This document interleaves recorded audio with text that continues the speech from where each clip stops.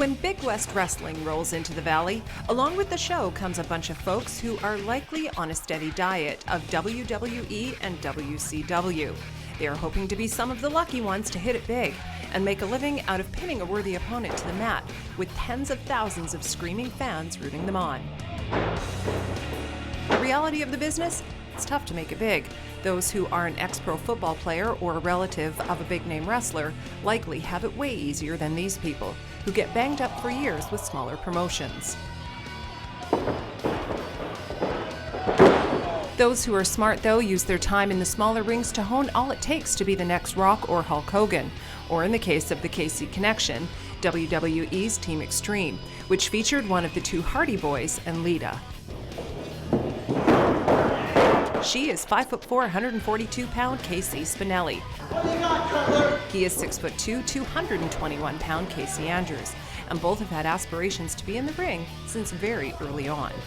Wrestling was on the delivery room when I was born, and that's not even one of those things where I'm making up a story. It's the legitimate truth. My dad was watching a Hulk Hogan match when I was born. I come from a big family, but when I was younger, I was the only girl at first. So when I hung out with my cousins, it was all the guys, and they would always watch the wrestling. So when I was younger, I'd always point to the TV and be like, "Mom, that's what I want to be." And I heard years of like, "Hey, get a real dream, get a real job, do your thing," but not that.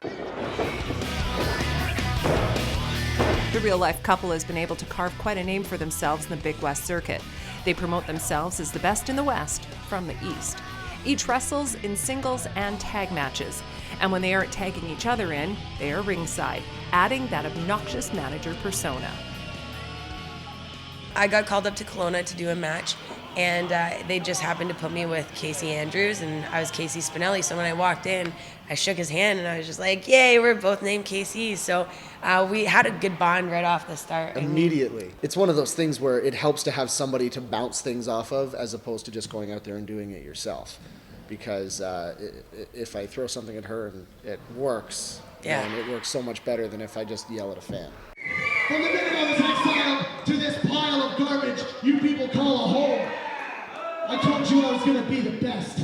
And now, I've proven it. And I was always obnoxious, but I seem to be just a little bit more obnoxious when she's around. We walk out, she's on my shoulders, we're yelling at people. Yeah. She got carried out by her hands and feet at the last show.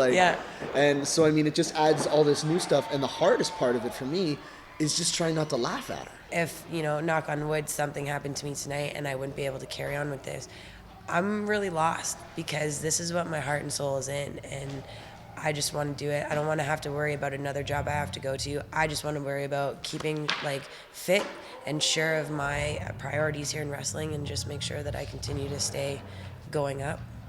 Sky's the limit. Yeah. Best in the West will roll through Kelowna on October 13th, and he will put his title on the line during the title versus title match. Check out bigwrestling.com for details. For Go Okanagan, I'm Tammy Williams.